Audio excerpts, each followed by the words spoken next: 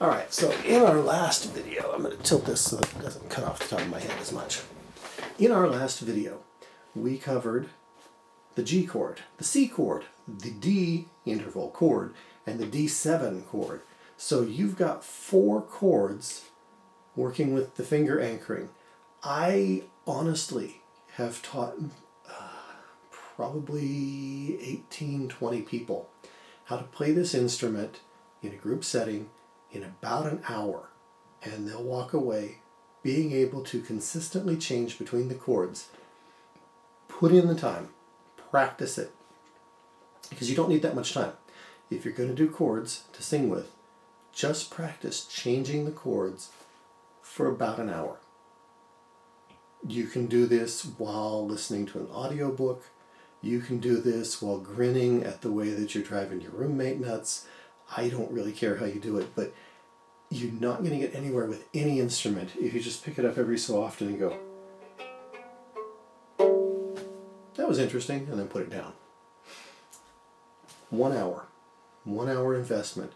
The amount of time it takes to watch a single episode of a TV show on Netflix, and you could actually be playing this well enough to surprise and impress people.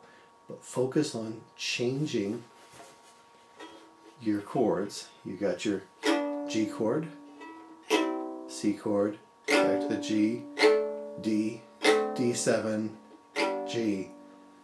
And it sounds so good. You can play all kinds of great chord progressions. What is a chord progression? People talk about it like it's something mysterious. It literally is just the series of chords that you play in a song. A lot of songs, let's see, if you were to look at, say, Skip to My Lou, which is one of the songs that I usually use when teaching the instrument. The chord progression is G, D, G, D, G. That's the chord progression. You're going to play a G chord, you're going to progress to the D chord, you're going to go back to the G chord, then the D chord, then the G chord, and you're either done or you're going to play the whole progression again for the next verse of the song. All right, but let's say that you want to do some improvising. Let's say you want to use this along with telling a story. One of the things I like doing is minor chords. So you remember I was talking about anchor fingers. Here we're going to have the index and the middle fingers be the anchor. We're just going to move the thumb. I'm on G, and I'm going to move the thumb 1 string toward the other fingers. You hear how that kind of has a creepy tension to it? That's an E minor chord. All right. Now, if I want to play another, I can play an E minor chord a few times, come out to a G for a moment of resolution. But if I want to play, say, a nice creepy chord that's not the E minor chord, I want another minor chord, the other easy one is A minor. And in that's the one where I don't have an anchor. All 3 fingers move 1 string that way. So everything that I'm blocking right now to make a happy G chord would be the 3 notes you need to make an A minor chord. G, A minor, G, E minor. You can use the thumb as the anchor for E minor to A minor because you're just going to move the index and middle finger 1 string that way in this case. So E minor,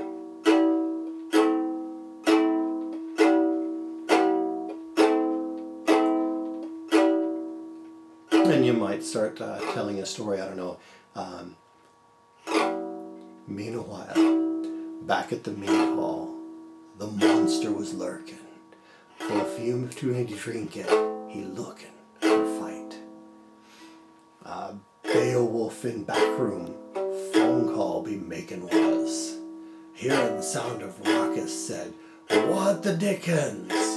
Grabbing his shield strong and his switchblade sharp, he strode forth to meet the Green Lake foe. There you go. I'm just improvising there with the old phony Beowulf recitation, but it's the minor chords give it that nice creepy tension that's good for a suspenseful story. So you can use those either if your music calls for a minor chord, or when you're telling a story, or when you just want to have a little fun. That pretty much covers it. If you've got my handout that goes with the class, then it goes through a couple other things, including the songs that I normally would sing with the class, covers sources of lyres, covers the Ndromtamik, which is the oldest Norse song that we have record of, and that includes both the original, which is a little harder to read these days, and the modern transliteration with sheet music. And to make it easy for you, I have letters. The letters are for each of the notes. So if you wanted to, you could pick it out. This would be string number 1, your G. A is string number 2. B is 3. C is 4. D is 5. And E is 6. So it would be played